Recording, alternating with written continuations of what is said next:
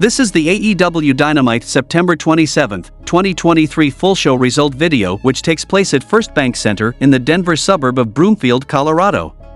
The show started with a match between Jeff Jarrett vs. Rey Fenix for the AEW International Championship, and the result of this match was Rey Fenix defeated Jeff Jarrett by pinfall with a small package, retaining the AEW International Championship. Then, Renee Paquette is in the ring to interview Don Callis and Konosuke Takeshita, and Callis says he is so happy that Sammy Guevara is free of the toxic influence of Chris Jericho that he wanted to bring him out here himself, and he introduces him as the newest member of the Don Callis family. Don rolls footage of the Callis family visiting Ibushi at his dojo in Tokyo. He's going to be back in 2 minutes, so they beat up the guy who's there until Kota arrives. Ibushi and Takeshita roll around the ring, Kota gets the advantage, Callis smashes an umbrella over his back, and Konosuke blasts Kota Ibushi with a kettlebell. Choking Kota with his jacket, Callis tells Kenny Omega this is his beating heart lying on the floor and he won't be safe from the Don Callis family anywhere.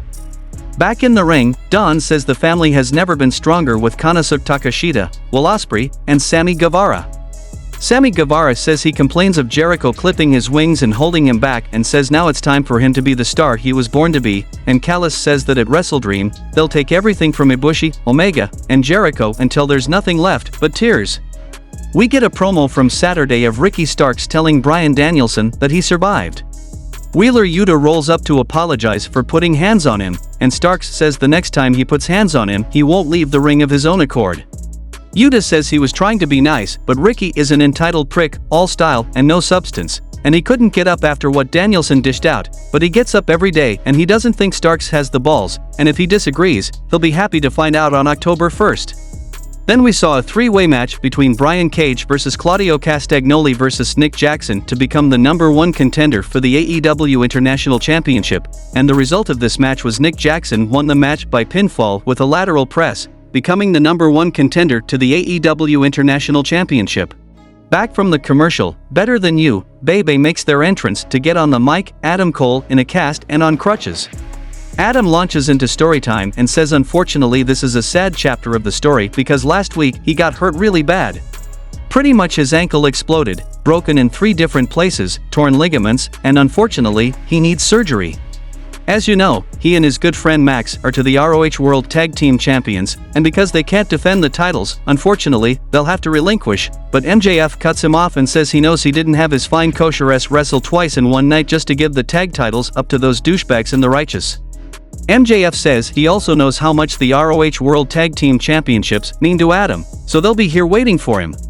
On October 1st, the Devil is gonna slide into Seattle and defend those titles in a handicap match and he's going to win because they're better than you, baby. Enter Roderick Strong and says he needs Cole more than ever now, and it's an emergency, and MJF says Roddy is Cole's boy, and he may not like it, but respects Adam enough to respect that, and he should go do what he has to and just know that Friedman will be here for him when he gets back. They hug and Cole goes to the stage to greet his friend. Bullet Club Gold enters, and Jay White says he knows how it looks coming out with the rest of the Bang Bang Gang, but that's why he sent them to the back so MJF can revel in his moment alone with the Switchblade. MJF says White trying to steal some of the champ's flavor, but he doesn't mind because White is all hype, a mass-marketed vision of what somebody in Japan thought was a top guy, and it'll be sure Jay White is good, but he's no Maxwell Jacob Friedman. White says that's what he came out for, his very own personalized MJF experience, but he's a little bit left down because something's off about Max lately. White says he talks up all his bona fide and says he'll be a truly elite champion after he peels the belt off of MJF's carcass because he's just like his poor. Max gets riled up and wants to fight right now, but Switchblade backs off and runs away. The next match happened between Austin Gunn vs. Matt Jackson vs. Orange Cassidy vs. Penta El Zero M, and the result of this match was Orange Cassidy won the match by pinfall with an orange punch on Matt Jackson. The next match happened between Julia Hart vs. Willow Nightingale, and the result of this match was Julia Hart won the match by pinfall with a moonsault. Post-match, Julia locks Heartless in again until Chris Statlander makes the save, and Hart rolls under her and hides behind Brody King at ringside.